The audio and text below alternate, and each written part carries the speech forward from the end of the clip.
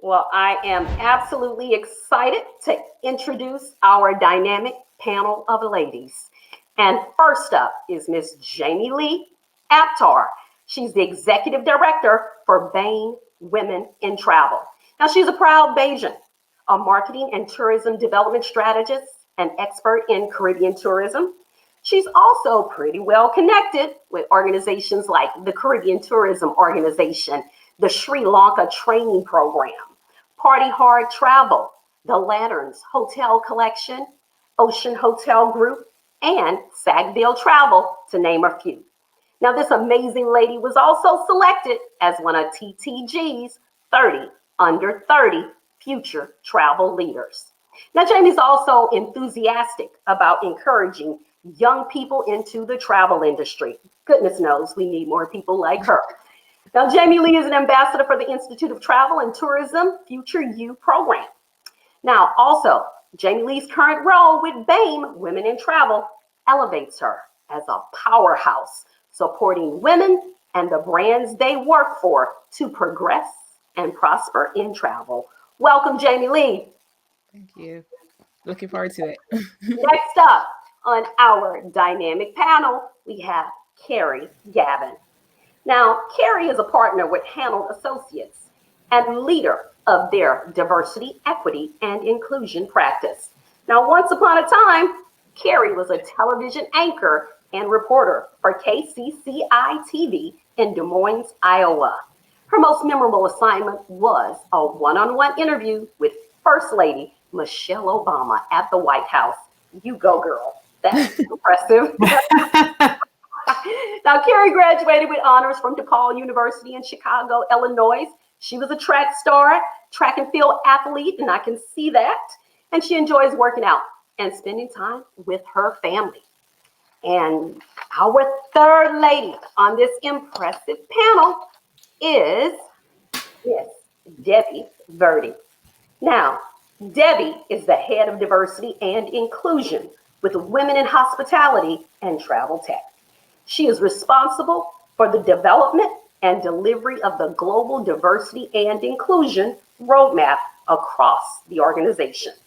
With over 20 years of experience in the hospitality and travel tech industry, Devi's done it all: sales, marketing, HR, operations, revenue management, and partnerships. Can you say maybe CEO in this lady? I wish. Well, Devi sits on a number of boards in the UA and committees, and in the UK and global committees. Part of the Level UK Advisory Board. She's an advocate for creating a level playing field to support gender balance in the UK business travel industry, as well as co-supporting Diversity and Inclusion Committee with TAMS, which is Travel and Meeting Society and Business Travel. Now, Devi says diversity and inclusion is too powerful to ignore, too compelling to treat as a tick box exercise, or too expensive to implement poorly. The travel sector has a huge opportunity, and she's on a mission to make sure that it's taken seriously and done properly, which makes her perfect for this panel. So, all right, ladies, welcome to the panel. Thank you, Denella. Thank you so much. It is What a lovely welcome, Denella. Well, thank you. It is indeed my privilege and honor to have this opportunity to spend some time with all of you and to give our audience some insights and as well as some actionable takeaways. Now, Miss Jenny Clark, oh my God, from Google, was she amazing or what, right? So, she is amazing. Yes, so she gave us some great information on how Google, how Google's handling things in this space. And, one of the things I've seen in my 20 plus career in the travel industry is that the travel industry tends to be very, what I call, what is the word? We tend to hire the same people over and over again, right? And Jenny talked about based on experiences, but maybe we should be looking at competencies, or we hire that pedigree, if you will, So I want to expound on that a little bit because that's definitely an important topic. And we're hearing more and more of that. So let's talk about the elephant in the room that we keep seeing. Yeah, the elephant's up there. I see it. Too often we hear I can't find diverse talent, diverse people of color, or the right women. Panel, can you give any suggestions or recommendations to help those who may be experiencing this challenge in the travel industry? Well, I'll start. I echo what Ginny said. There is plenty of diverse travel out there. I would say to an organization, are you ready for the diversity that you seek? That is the most important question you should be asking. First of all, you can cast wider, look farther, spread your network further. It's all about trying harder. But I think you have to be intentional, and you have to understand that while there is an amazing amount of diverse talent out there, do they want to work for you? Are you building a pipeline of diverse talent that isn't just about getting them in the door, but it's about keeping them engaged, keeping them motivated once they're there? You have to make sustainable connections with diverse groups to help them see the inclusion efforts that you have in your organization. So that begins with formal mentorship, sponsorship programs, individualized development programs. Once you can start there and say, yes, we are ready for the diversity that we seek, then maybe you can complain about there not being diverse talent. Maybe. Absolutely. Definitely agree with you. And whenever I hear this, and we hear this statement a lot whenever we go in to meet with brands or our brands, and it's we can't find the talent. And my first question back to them is always, where are you looking? Because I think essentially that's where it starts. So a few key things that I think that brands can do to start looking for more diverse talent is, one, expand your black book. Who are the recruitment firms that you are currently using? How diverse are them in the first place? So what does that talent pool look like? Also, identifying and building true and authentic connections with the communities that are diverse, and colleges that might have a higher percentage of diverse individuals, and building real connections with them as well. And I also think that piece on your equality statement, having your equality statement that you have on your website, what does that say? And let's stay away from it being a very generic one. Really taking the time, and it goes back to what Keri was saying. Are you truly ready for diversity and inclusion in your organization? Because essentially, before we even get to the recruitment process, you really need to look internally at what it is and how is the diversity and inclusion aligned to your business strategy. So those are a few things I think could really help when you're looking to diversify your talent pool. And one more thing, I think your job description as well, the words that you utilize in that job description, what does it say to really appeal to those diverse individuals? Perfect. And Really good point. Yeah, listen, I think, it's a great question, right? We talk about the elephant in the room, and it's one that Ginny answered. There is talent out there, but are you looking in the right places? And I think travel brands, really need to truly become more inclusive, in their talent acquisition and their retention strategy. I definitely, in the work that I'm currently doing with Women in Hospitality Travel Tech, WHTT, from a consultancy side, what's really interesting is some of the travel, tech startups that I'm having conversations with, some of these leaders, they are really currently being faced with real uncomfortable questions, right? About how their corporate values, how their practices and biases are unintentionally perpetuating racism and erecting barriers for minority groups. And, the question that comes up regularly in the conversations that I'm having is, how can they improve their recruitment process to ensure D&I is successful? And for me, I think now more than ever, given the fact that we are going through this crisis of COVID, leaders have the opportunity to completely hit that reset button, right? To rebuild the teams and take that, Keri's talked about it, Jamie Lee's talked about it. It's taking a real deliberate, intentional focus here. And, for me, I think if you're talking about women, or if you're talking about people of color, for me, there are three areas that you do focus on. Yes, it's company culture. You can bring data, your numbers into it, but it's also that day-to-day management piece, right? And I know numbers matter, right? Why? Because who you hire and at what level you hire directly affects that whole overarching narrative. So, for example, if the majority of leadership roles are occupied by white males, you're effectively sending a very strong message out there that, this group has the most potential, right, in this high level. And I think to change this narrative as a first step, you need to put effort into increasing your pipeline. So how do you go about doing that? And it goes back to that conversation. Define and understand, what does diversity mean to your company? Okay, take an honest look at your own company's composition. What are you missing? What do you need to make your company look good? So what does good look like to you, right?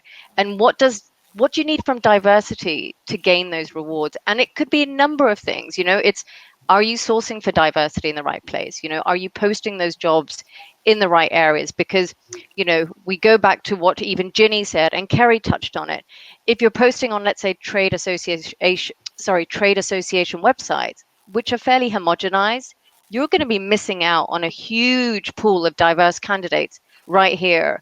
So there are so many different, takeaway actions that leaders can take away with them when you're sort of asking that question. I can't find diverse talent. I think there's a bigger pool here to look at. Absolutely, Devi. I think there's certainly a bigger pool, and we can all attest to that. And for those in the audience that may have been challenged with this question, reach out to us. We'll be happy to help you. But it is a topic that is uncomfortable for some people. But I say to all of you, it's time. Let's get comfortable. Let's talk. All right, moving on. Now let's talk about COVID-19's effect on the workplace, which has disproportionately affected women and people of color. Now, we could sit here and give an opinion as to why this is the case. However, it does no good to talk about what's already been done. But let's talk about the future. And how do we convince organizations to commit to make that strategic decision to hire women, people of color, when they come back, so they can build faster, stronger, and better positioned organizations for the future? First of all, I hate that we even have to use the word convince. I hate that we have to even convince them, but diversity and inclusion is a societal, a moral. It's not just a societal and a moral case for it, but there's a huge economic benefit. And Kimberly went through a load of statistics, and you can go on Google. There's loads of white papers and research out there that says that diversity and having diverse talent is good for business. So for me personally, and this is a challenge that we constantly come across as well, because how do we encourage, particularly senior leaders, who in most cases are white and male, that that there is an issue. And I find that the method that works best for them is when you highlight the strong business case. When we look at some of the different market consumer groups, like the African Americans, who are spending, I think of the 2018 study, 64 billion in travel, and the Asia market was due to spend like 157 million. They're no longer niche markets. The size of the market has expanded. Their median average spend has expanded. The number of trips that they take every year has also expanded. So there is huge potential from a business element, because we are a travel industry who is essentially about connecting people, connecting races. We should be the pinnacle for diversity and inclusion. So there's a huge business element to it as well when you look at the new audience of consumers that you can attract to your business. And then there's also that talent, because if you as an organization is seen to be a more diverse and inclusive company, it's easier for you to attract that talent, to attract talent. And those are a few things I think can really help in terms of, trying to convince them that diversity and inclusion is really good for business. You have to narrow down on the economic benefits to it, particularly when you're speaking to the senior leaders, and challenging them to commit to diversity and inclusion, I think.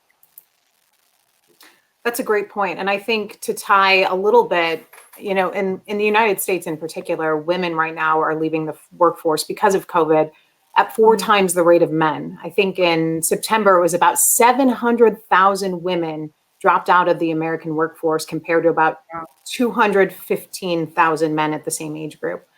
So if you go back to thinking about being proactive, like Ginny talked about, and knowing that there is this huge amount of diverse talent that has left the workforce, if we're thinking about, okay, what happens post-COVID, how do we tie those two things together? How do we start having our recruiters? How do we start having our teams start making connections with these people who have left the workforce?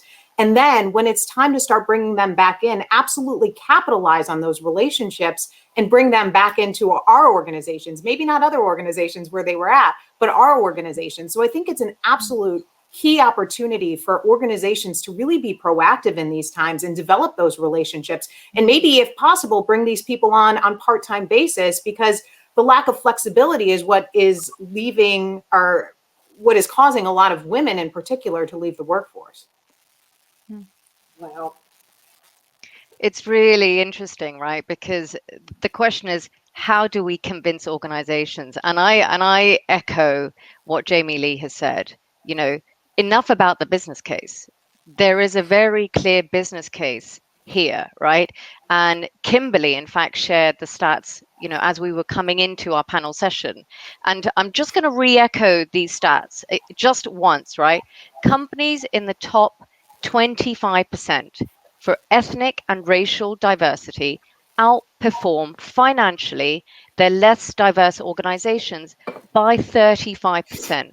This is McKinsey. Now, for me, you know, this is a powerful incentive alone just to have that opener of a conversation dialogue where you are talking about bringing talent in, but diverse talent in from underrepresented groups. And for me, you know, I see the importance of having a diverse workforce. You know, I've led regions, I've built teams, and I know for a fact that it is intentional work, right? Because not only does it bring tangible business benefits, when I've got a group of individuals round a table, whether it's consultants, whether it's procurement specialists, I know that everyone is going to bring a different set of ideas. That increases innovation. That's what diversity means to me, right? I know that also supports the customer satisfaction piece, right? I know my customers are happy.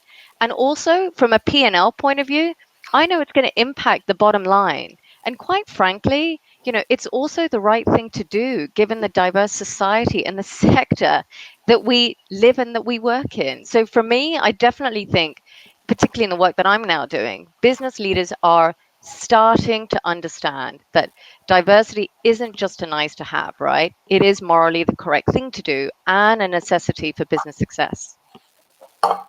absolutely. And as you said, Debbie, and there is the research, there is the data to That's it. back it. So enough with the convincing. As Kimberly said, diversity wins, and there are organizations that's showing out there, you know, that it wins, that, you know, with the numbers, profitability, all of it. So embrace diversity in your organizations. Now, recently, there was a historic moment that happened here in the United States, in the Americas. And Senator Kamala Harris, she just made history as the first woman and woman of color to hold the vice president position here. Now, global panel, do you think Kamala Harris will be the catalyst for change to give these organizations the permission, the confidence of hiring women of color in particular in executive level positions? I'd like to take this one as just a starting point, right? And I've got to say, wow, you know, for me, what a moment a day makes in history. In some respects, you know, I ask myself, why has it taken so long? Right. And I must say from the heart, you know, not only am I thrilled, feeling so super proud, right? I feel energized, right? It was definitely an emotional Saturday here in London, but for such a day, you know, for me personally to finally arrive, to see somebody that I can relate to, right? As a woman, as an Asian woman, you know, I shared this with my daughter to sort of show her, You know, these are the possibilities that all children around the world can have, and you can dream with ambition, right? It's energizing, but this is also a game changer, and that's how I see it. And I guess this is where the whole piece of role models come in, and it's incredibly important for us to have role models, you know. But what does this mean for organizations? And it's about having the right pathway, right, to support that promotional piece. It's about giving those stretched projects to women, right? Women and underrepresented groups, all women, whether, and you know, Keri talked about it, whether it's through sponsorship, whether it's through mentorship, or if you have a fast track program that exists within your organization. You know, there is a growing awareness, right, that racial diversity in the workplace, it's an area that travel companies do need to do better in. And I definitely say that the vision that WHTT has today, right, it's about creating a space and a platform for all women, not just women of color, but all women to really grow their networks and expand, you know, on that platform. So for me, listen, I thought it was phenomenal. And I do hope that this is a moment, a radical moment for change, you know, and feel hopeful about it, right? I would agree with that, Devi. I think I saw a little girl in a shirt and it said, "My VP looks like me," a little black girl. And I thought, yes, right? I feel the same way. And to echo what you said earlier, I mean, research shows over and over that there are three things that teams, so a VP and a president, have that homogeneous teams don't have. And that's what you said. They're more innovative, they deliver higher results, and they're more responsive to customer needs. And we're going to see that, obviously, as that plays out in politics. But I think what organizations fail to realize, and sometimes where we get this failure to launch when it comes to D&I initiatives, is you have to remember that once you bring diverse talent in the door, you still have to create an environment where individuals from different backgrounds can work together effectively. And what does that look like in your organization? So I love the piece around, yes, diverse talent and this being a radical moment in time, but let's not forget there's still so much work to do around creating these environments of belonging and inclusion where different people with very different lived experiences can come together, collaborate, and work effectively to drive those business results. Absolutely. Yeah, Keri, I definitely agree with the last point that you made, particularly. And I think with, you know, it was a groundbreaking, hands down, it is a groundbreaking moment what happened with Camilla as the vice president. However, I think, as you said, we still need to take into consideration that when we get into organizations, there's still work to be done. And I think a lot of work and a lot of emphasis will now should be focused into grassroots organizations, women organizations like the Women in Travel and the Women in Travel and Tech, you know, because we are essentially the ones on the ground who have been pushing the agenda for women in the travel and tourism space for forever. So it will be up to us to continue on that fight. I mean, it has done tremendous work in terms of when it comes from the role model point of view, because, you know, the whole concept of seeing as is believing, and this is a big element of what we do at Being Women in Travel as well, helping to highlight those exceptional trailblazing women within the travel industry. I mean, recently we released BAME high flyers in the travel industry, and went beyond what I kind of even expected from it, because essentially my thought pattern was just, we need to be able to see these women highlighted who are in the travel space, so that the younger ones coming up can see that they can achieve this. So essentially, I think it has done great work. I mean, a lot of movement has taken place in the last few months, in the light of the death of George Floyd, the unfortunate death of George Floyd, I should say, and the BLM movement. A lot of progress has been made, but I think there's still lots of work to be done, and it will come down to those grassroots organizations, women organizations, to continue to push the agenda. Definitely. And Jamie Lee, you know, as you said, there is progress being made, but we definitely have to continue to move forward, continue to have this conversation and be comfortable with the conversation, and beyond the conversation, get comfortable with the action. Now, there was one thing Kamala Harris said the other night. She said, "While I may be the first woman in this office, I vow that I will not be the last." because every little girl watching tonight sees this is a country of possibilities. And I say, with this panel, this industry is an industry of possibilities. And as we come out of COVID, as we come back stronger, I look forward to seeing the various organizations become more diverse, and that it's no longer just, the first woman, one woman. It's more women, and it's more diverse people of color within those organizations. So next question, ladies. Now, do you have an example of a company that's doing a good job in hiring diverse candidates? Now, of course, we heard from Clark, so Google is doing a great job in that area. Other than Google, are there any other organizations that you've seen do a good job? If I just, I think, what's really interesting here, as a question to pinpoint one particular, organization, for me, I think it's ironic, right? That within the travel industry, we should be intrinsically diverse, right? But diversity is actually often lacking. And I've been in the sector for over 20 years now, both in hospitality and in the travel tech space. In the current work that I'm doing with WHTT, as a starting point, definitely I'm seeing organizations are now taking more of an intentional stance, right? There's more of a sort of more of a concrete effort and work on this, but there's not enough of them. And, those that we're working with, they are really the startups, right? They're not the big travel brands. That's the other thing. So there is definitely, work to be done here. The startups, they are building pledges. These are conversations I'm having with them, whether that's on representation, whether that's on recruitment, education. I mean, even accountability is coming in.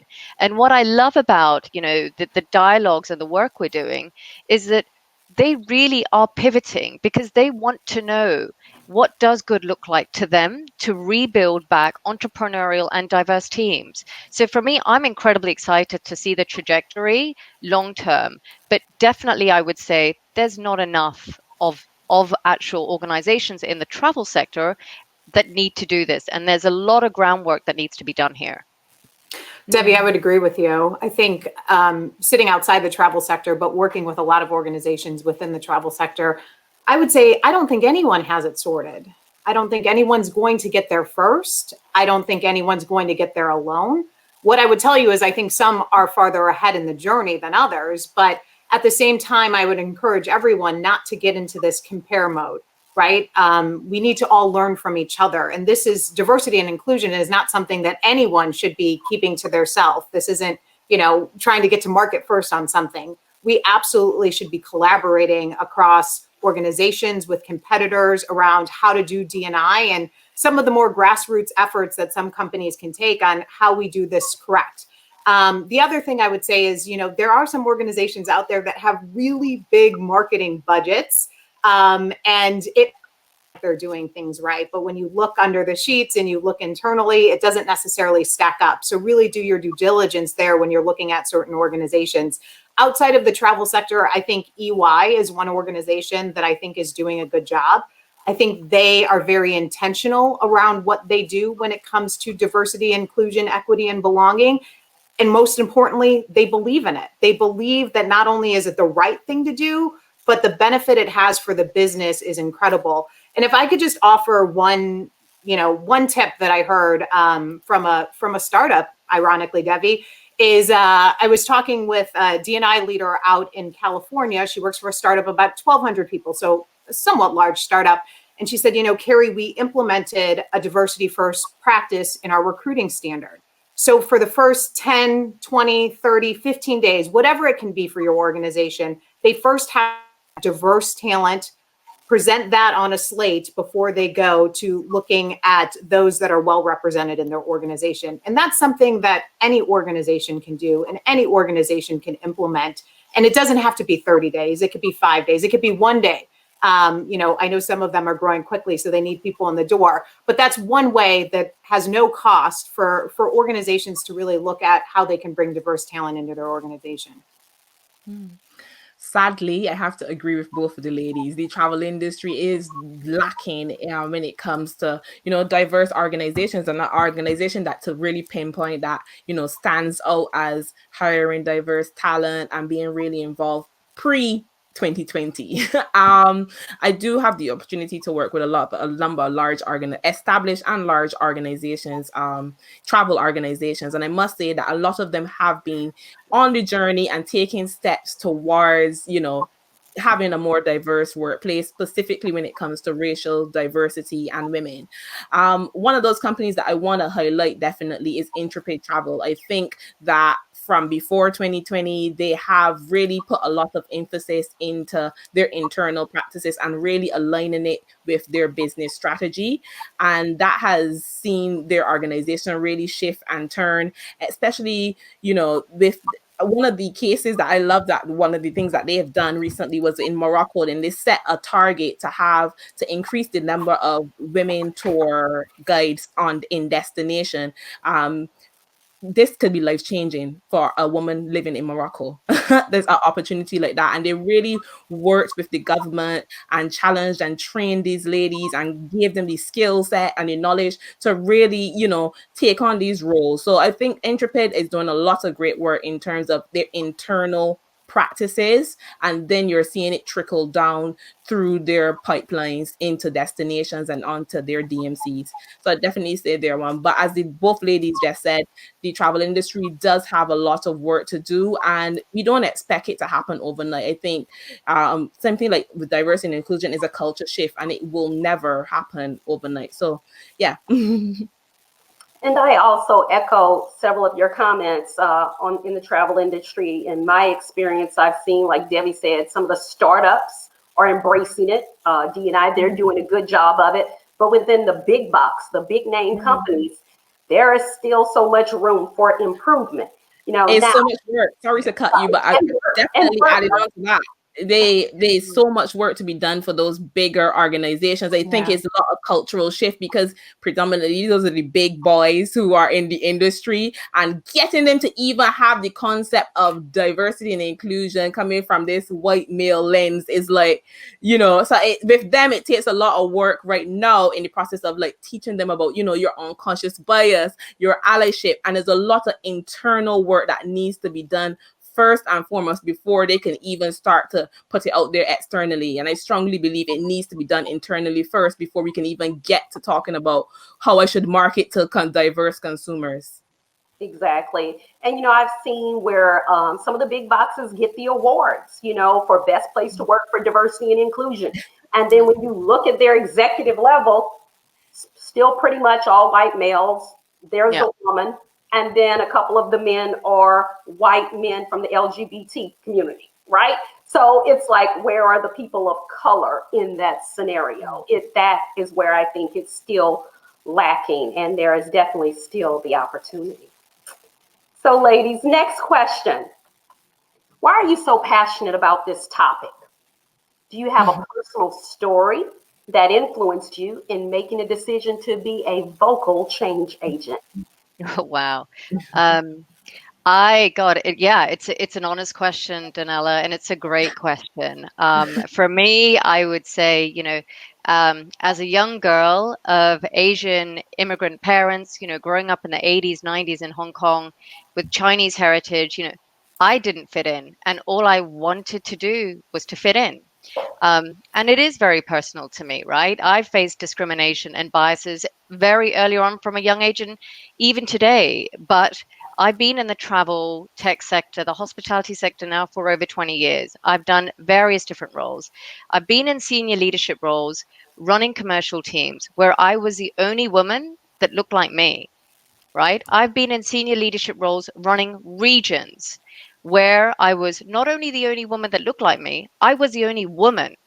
So I had an issue with that. I still have it. There needs to be change. And I think for me, I'm a big believer, passionate believer that, we're all in positions of influence, right? Where we can be part of that positive change. And it goes back, I guess, to your intro. I am on a mission to make sure that diversity, inclusion, and equity, because they all come together, right?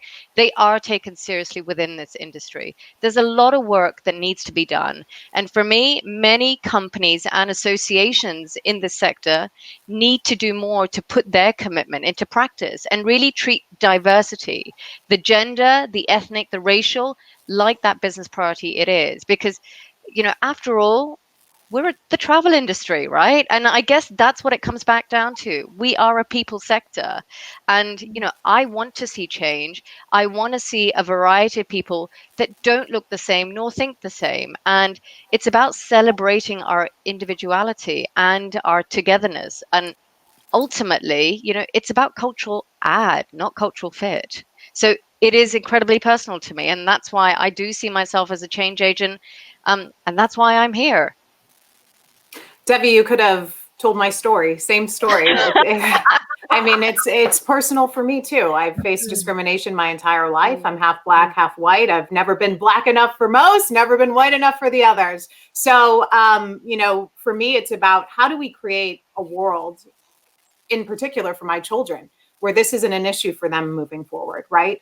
But I also have seen the value that it can bring organizations, even from a very, very minor level, right? Just implementing things differently, thinking about bias, thinking about how we can look at hotspots and how we can mitigate it.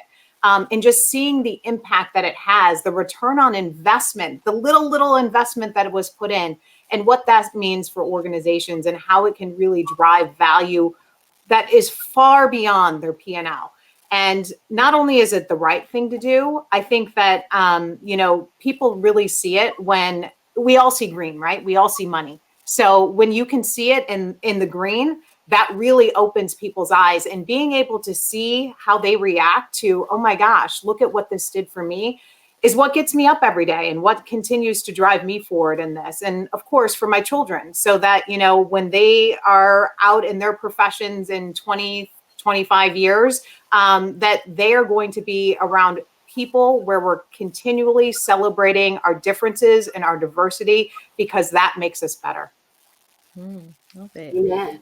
Yeah, man, I love that. And for me, very personal for me as well. As Kimberly, you mentioned in the intro, I'm a Bajan, so originally from Barbados. So I was born and raised there in this country where predominantly everybody looked like me, and I was surrounded by Black excellence. Moved to the UK in about 2009 to do my studies, and got some senior roles within the travel industry. And I can remember constantly going to events and going to meetings. And I remember one that really, for me, was the last nail in the coffin. And it was a meeting with 200 senior directors of the travel and tourism industry, 200 of them. And I was the only Black woman. And I was like, this is impossible. This is virtually impossible. And that really gave me the impetus to want to be more involved in highlighting and finding those ladies from a Black, Asian, or minority ethnic background within the travel and tourism space. Outside of that, my background is predominantly marketing. I'm a marketer by trade and profession. And I see the benefit of, targeting diverse consumers and attracting, various different ethnic groups, and how can you do that in a authentic and a sustainable way. So, and I think there's a huge potential for businesses and organizations to not stop, but how do you diversify your travel marketing? And I think that's a huge impetus for me as well when it comes to diversity and inclusion. Awesome. And I think for me, it's also personal, because one of the earliest stories I remember, for me, I grew up in Louisiana, which was always very Black and white, even though ethnically, if you go back in our past, we're French, we're Spanish, we're Native American, we're African, we're mixed. But during the times of growing up, you went into one of two categories. You were Black or you were white. And that's pretty much how people, identify with you. And for me, I was the first Black girl to win Queen of my high school. And I remember in that moment when I proudly, in my full-length sequin gown, because this was a pageant. This wasn't just popular vote. This was a pageant, like Miss USA pageant type situation, I won the pageant that night, and they put my crown on my head and they put my sash, and I took my walk proudly. I can't tell you how many white people walked out of that audience and walked out of that room and were outraged that a Black girl took home the crown that night. And I can't tell you, as I listen to you guys and we talk about where Kamala said she was the first. You know, we look around a room, we're the only ones. How is this possible in 2020? And we're still having this conversation, you know, educating organizations on the benefit of having a diverse organization, the importance of D&I. But you know what, ladies? I don't know about you, but for me, if we have to continue to break barriers and be the first to walk in rooms, be the first to wear crowns, then hey, let's do it so that we can make a difference as Kamala Harris for all those little girls that are coming behind us. And so with that said, I think it's time for us to take a few questions.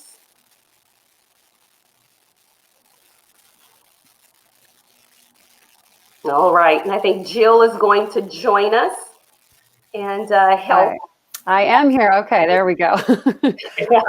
I just want to say that hearing your personal stories right now was so incredibly inspiring, and I just thank you for sharing. I think that that's super important for everyone listening today to hear, you know, how you got to where you are in this and what else needs to be done. So thank you for that. All right, we could jump into some audience questions here. First up, we have, what role should women play when bringing men on board, especially the traditionally white male environments? And how do we best address things and take things forward?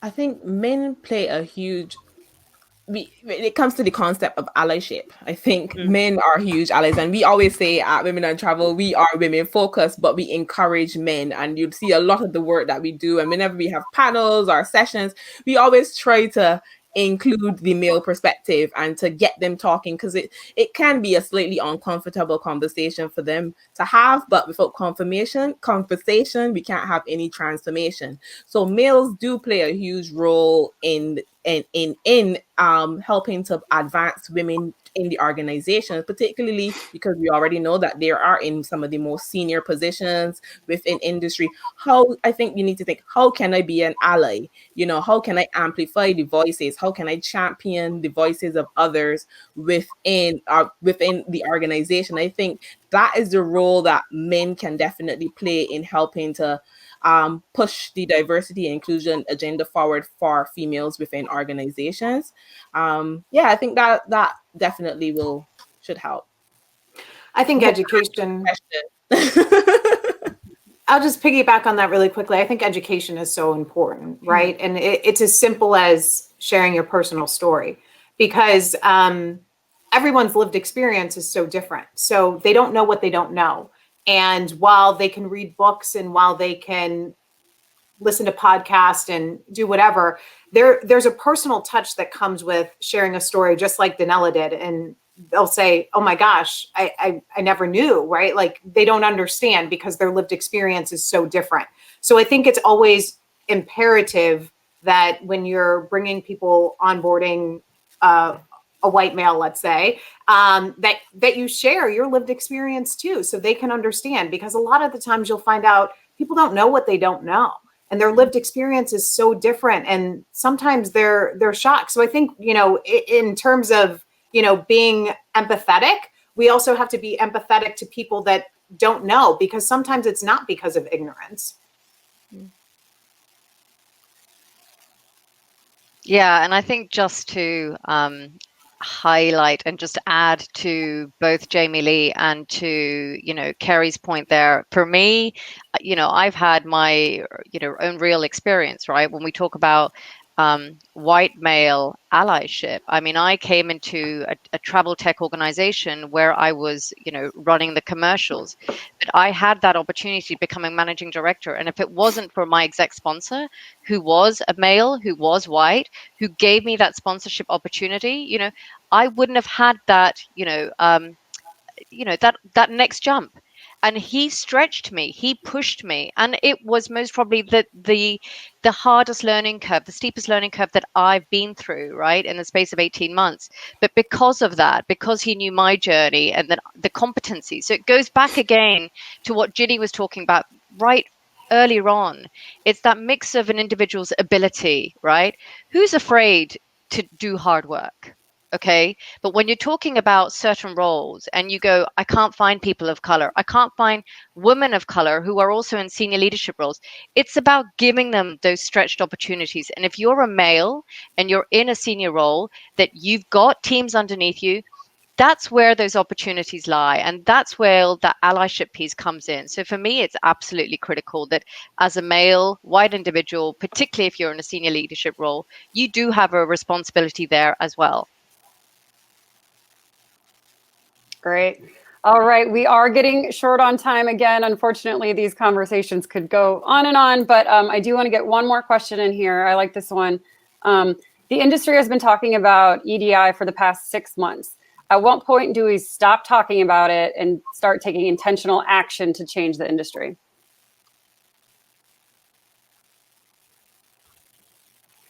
Well, hopefully you already are. I mean, it doesn't take a lot. Like I said, there's small things you can do, and you could reach out to any of us and we'd be happy to spitball with you and come up with a few ideas that might work in your organization, whether you have a budget or not. So I think the thing is you have to start. So this intent is great, action is better. It's time to start if you haven't already. Yeah, definitely agree with you, Daniela. I mean, during the summer, we had a lot of performative allyship, I'd say. Lots of travel brands, obviously jumped on the bandwagon and posted their black square. And I think the time has come definitely now to take it beyond, just the black square, the tick, and, really committing to diversity and inclusion and taking it seriously. And I find that more brands it's a process. Of course, it's a process, and it's slowly, I from my perspective, having worked in this area for a few years, I have seen a change and a shift within the travel industry. Like the more conversation, I think it does come down to the more conversations we have to talk about it, because if we don't talk about it, we will not see transformation. So that is essentially the starting point, and it's great that we are having these conversations and able to openly talk about racial diversity, because for many years, those that have gone before me, they were not able or did not feel comfortable or felt like they were able to have these conversations in the first place. So I feel like steps are being taken and there are actions. And as Daniela mentioned, you can reach out to any of the ladies on the panel to help you to put those steps or put that strategy in place to create a more diverse organization. Great. I know we want to get more to this, but we're going to be out of time. So unfortunately, we're going to have to wrap this panel. But I want to thank you, Denella, for moderating this, and to all the ladies on the panel. This was really great. Wish we could keep it going, but again, thank you so much. And we're going to bring back out Kimberly now to wrap things up. So thanks again, guys. Thank you, Jill.